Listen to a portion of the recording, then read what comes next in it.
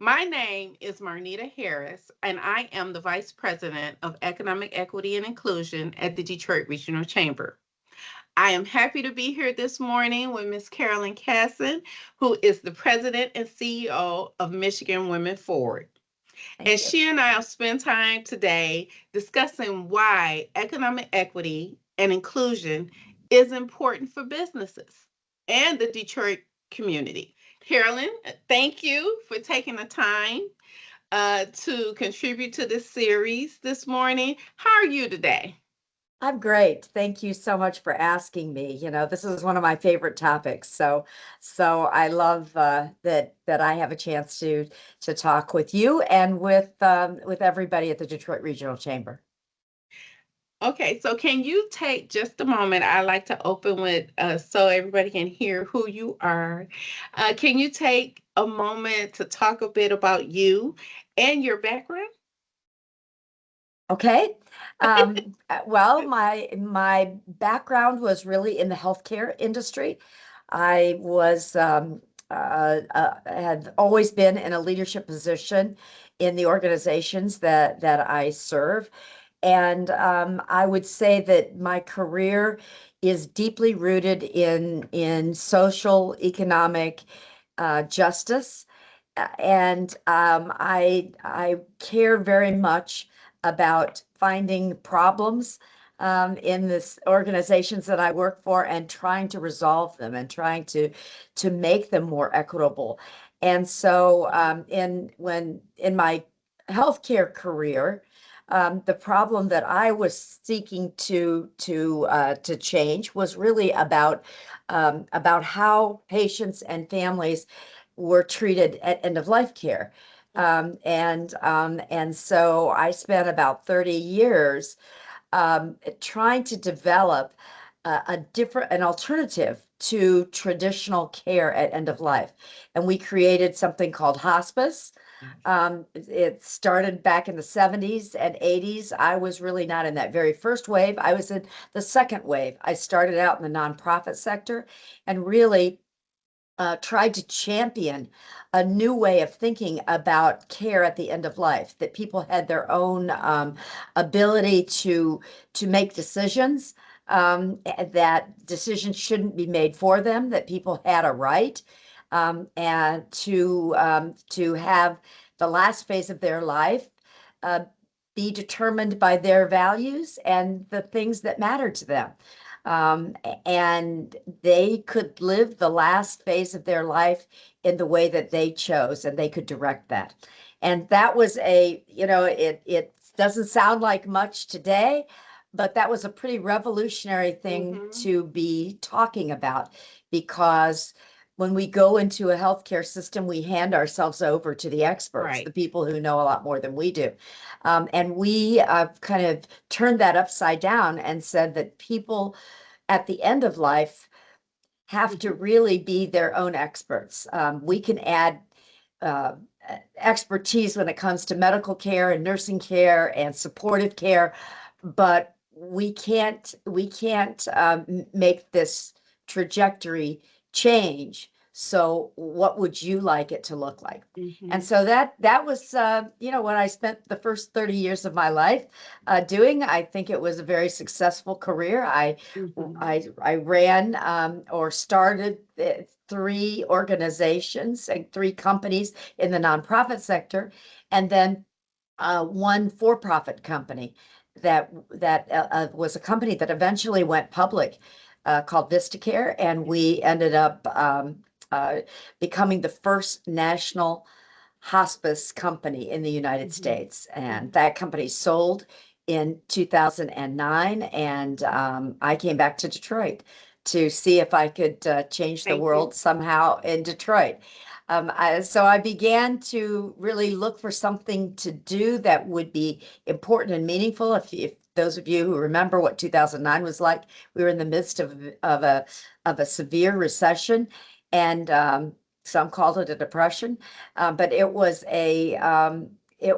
really to me when it became very clear that some of the skills I had learned in trying to change the national healthcare systems around the country could be useful in trying to allow Detroit to not only survive but also to thrive in a very, very difficult time period. If you remember, that's when Detroit Right. was in bankruptcy. Mm-hmm. And to me, it always seemed as if we could allow the people who live and work in Detroit to create their own wealth, their own experiences, create their own businesses, and really make a difference. And so we started to create this economic development Mm-hmm. organization.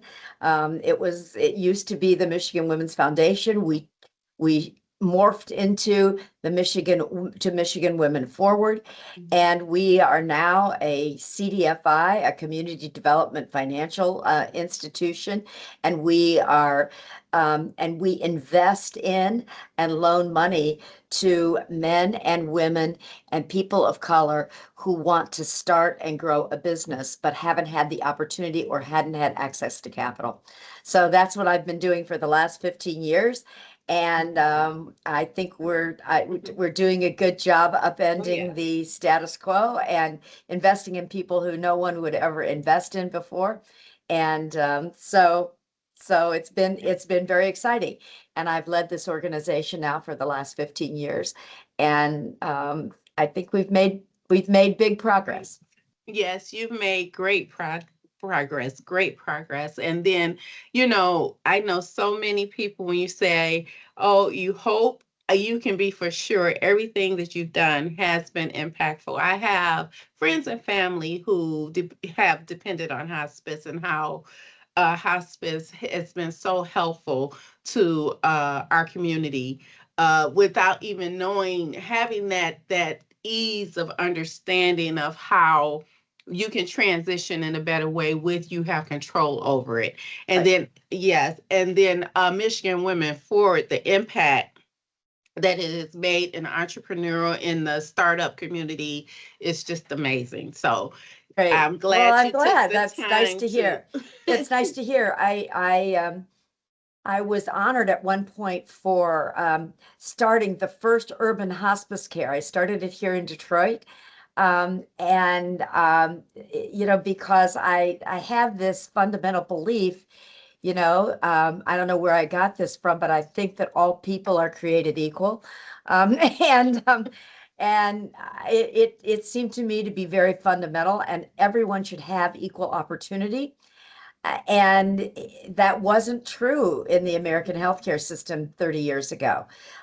If you didn't live in certain zip codes, if you didn't come with, asking the right questions, you might have been overlooked or you might not have gotten the care that other people got. And so that's really the basis of why DEI is so important to me, because I felt as if that could happen to anybody. Yes. And I think that one of my big contributions to the hospice industry was saying that everybody deserves equal treatment, everybody deserves the same opportunities, and everybody should have the same level of care.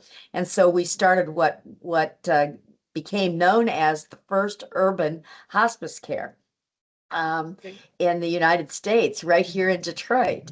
And I'm so proud of that Mm-hmm. because I think that's really, where Mm-hmm. why you and I Yes. have bonded over the idea Mm-hmm.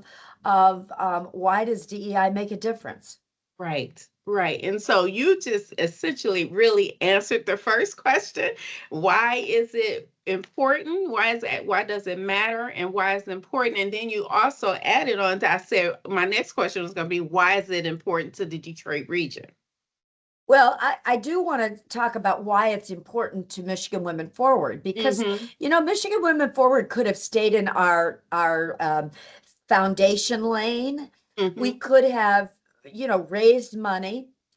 I think it's pretty easy when you say to almost anyone, should women have the same opportunities as men? Mhm. I think we're not where we were 30, Mm. 50 years Yeah. ago, where people might say no to that.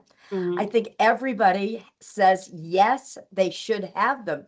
What they don't understand is that the systems were set up a long time ago, and they sometimes inadvertently, sometimes Mhm.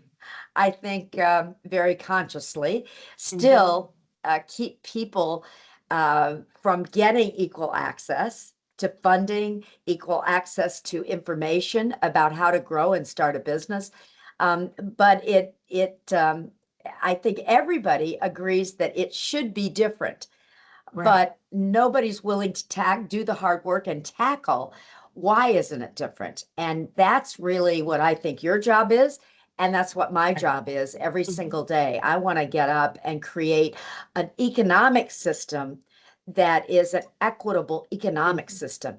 And what I love being on the chamber board so much, because you're really you keep track of the economic system, and Mhm. by being a part of that board, I get to see the entire economic system start to finish. And I think there still have not been enough.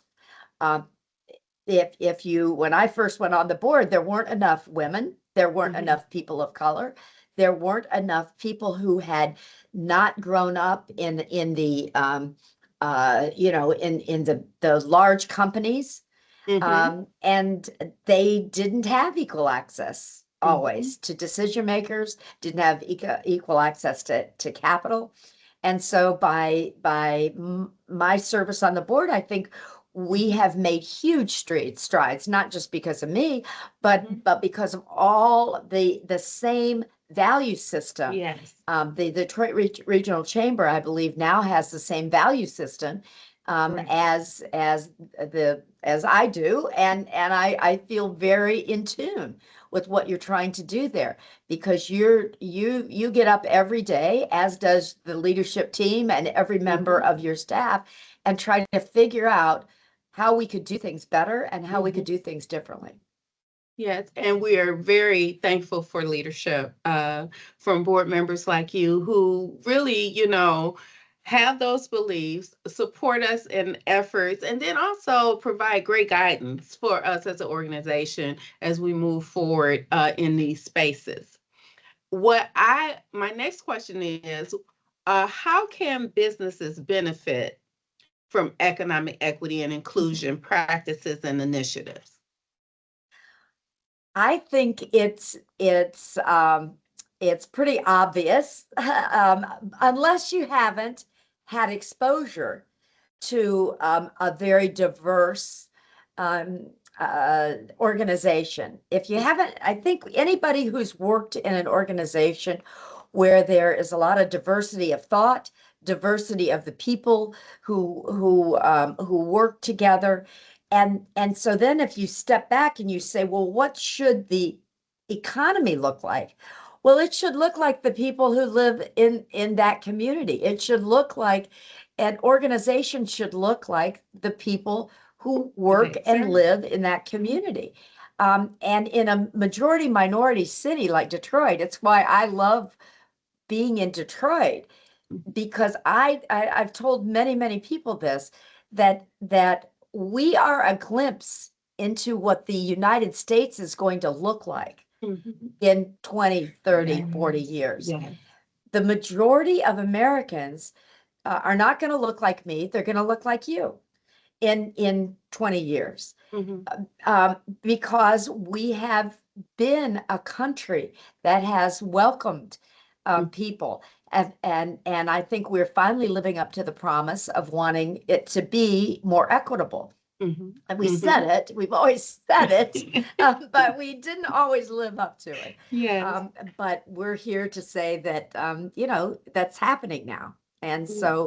so that's, to me, the exciting thing about this work, and why I still am so determined that, Michigan Women Forward really become much larger, become Mhm, more sophisticated, and make sure that every person who wants to start or grow a business to help make Detroit stronger and more equitable, then we're going to give them that opportunity. Okay, so what advice would you give to a business leader hoping to get more engaged in economic equity or wanting to learn more how they can integrate it into their organization? Well, I think the best way to do that is by getting as much personal education as you possibly Hmm. can. Yeah, I didn't know as much about the economy as I know now. I didn't know as much about the Detroit economy. I knew a lot about other things, but I don't think until I actually got education and training about it, we don't really understand our unconscious biases. We don't understand any of the things that I don't think of as, Hmm. as biased, Hmm. because they're the things that I grew up with. They're the things Right. that I thought I learned along Hmm. the way, but many of them really are very biased. And so I think first of all, get you continue to educate and continue to confront anything that you see that comes across as biased so that we all can talk about it, understand it, and rectify it. So getting, and that's what I always suggest to anybody who isn't really hasn't been exposed to this before. And Hmm. then I think starting to implement the things that we've all learned work. Hmm. If there's a meeting and you look around the room and there's not a woman present, there's not a Hmm. person of color present, Hmm. there's not a young person present, um, then you probably aren't going to get the best outcome. You're going to Hmm. get an outcome that is based more on the biases of the person who put the meeting Hmm. together. And so I think it's just a matter of really getting educated and then living up to those what you've just learned, Hmm. that you have to be an advocate for your own views and your own values, but you've got to be an advocate for people who aren't in the room. Every time you walk into a room, every time you have a discussion, I ask myself, who might disagree with this? Who might not Hmm. understand this? Who I'm some, even sometimes it's the way we talk. If you've gone to Right. college and you've Hmm. you've got a graduate degree, you've worked in a big company, you've been in leadership positions, that all makes sense to me. Maybe it Right. makes sense to you, but it might not make sense to the person Hmm. who just joined the organization. They won't hear it the same way I do. And so you just always have to be conscious of that. It doesn't Hmm. mean that we all have to change everything we do. It just means that we have to be conscious Yes, of and aware. Yes. what we and aware of what we do, what we say, what we think, and then we check it and we say, does this make sense to you? Yes. And we ask a lot of questions. I ask a lot more questions than I used to. I used to just tell people what to do because I thought that's what a leader, Okay. and I did, and I always thought that I knew Hmm. best anyway. So, so I don't know. It's a mob kind of thing. I'm going to tell you what to do. I'm not going to Yes. ask your opinion. Yes. But I've really shifted gears a lot, and I ask Hmm. a lot more questions. I don't always think I know the right answer. Hmm. Um, Hmm. and if I don't, then I try to find out who might have a better answer than I have, So that's good. You said learn and application. Learn, apply and what you practice it learn and and practice it. practice it. Pretty much Practice and it. then it becomes a habit. Yes. And then my final question is, and I'm excited about this answer because I know what you can roll off for. What is Michigan Women Forward doing to contribute to a more economic, well, I don't want to even say it that way. What is Michigan Women Forward doing to contribute to a more equitable region here in Detroit? Every day we get up and we try to find as many people to invest in who have a good idea, who are going to contribute to the economy in a different way. We would not loan to people like you or me Mm-hmm. because we know that people who have had the privilege of education, of good jobs, of um, just maybe opportunity, Mm-hmm. are going to they're going to find their way. Um, Right. and we're looking for people who have not had those things. And so we think that that's where the economy can be opened up and where we can find people to participate in the economy. And we have 600 of them on a waiting list right now. Just to let Wow. you know, there are Okay. 600 people who have come to us, filled out an application, want a loan from us. And every day we work through that and Mm-hmm. say, who's ready now? And we help get them ready. And that's what makes it possible then for them to start a business, grow a business that they've already started. They maybe have it, they're maybe doing it out of Mm-hmm. their own kitchen or their living room or their basement Mm-hmm. or garage. I know the men start, a lot of times men start In things in their garage. garage. And anywhere they're starting this business, they have this idea, they have this dream. You know, we want to help them make it a reality, but we want Right. to tell them the truth. One of the things that I think I didn't have, it was I didn't have anybody to really mentor me and help me Okay. and say, this is, you know, this is what you can change, this is what you can't change. And so we really try to mentor every woman or man that comes to us for a loan. If they have not had the opportunity to get somebody to tell them the truth about kind of Mm-hmm. what their business idea is Mm-hmm.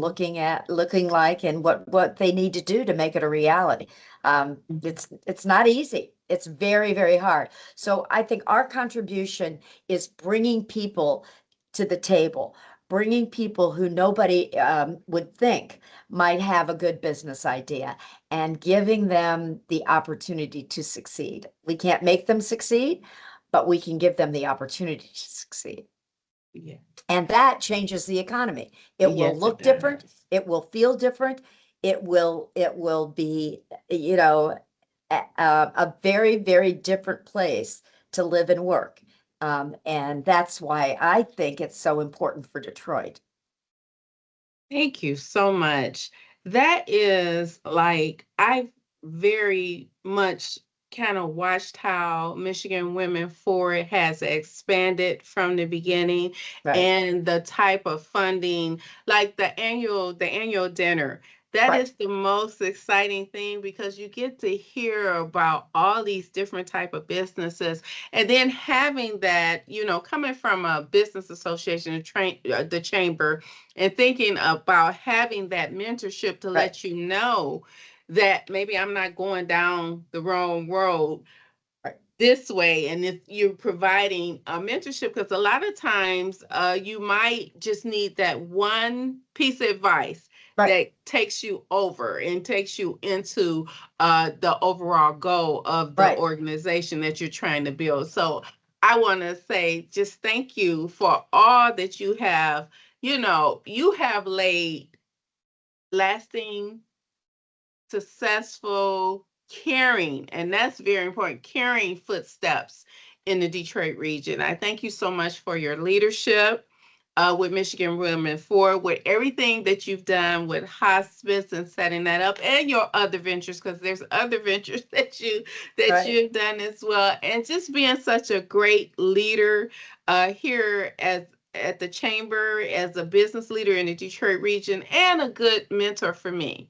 You Thank you. never ever, turn me away. You always offer a quick piece of advice when if you're walking through, and I just really, Whether really you want it or appreciate it. not. Yeah, and it's fine, but I appreciate it. So I thank you so much for taking the Well, time to do I'm this. glad you're in this role. I'm proud of you for being in this role Thank and for you. taking it and making something really substantive with it. I think this is an example of how the chamber is going to evolve and grow and survive and, and really create a different economy. I mean, we're just getting started. Both you and Michigan Women Forward. We aren't there yet.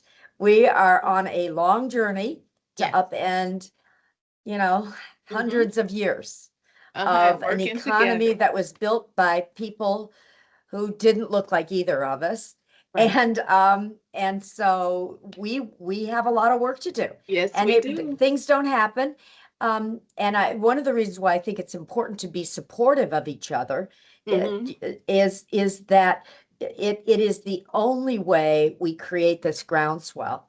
That's And we right. want to create an economy that nobody wants to turn back from and say, it doesn't really work for me. Mm-hmm. You want to Right. create an economy that works for everyone, in some way, shape, or form.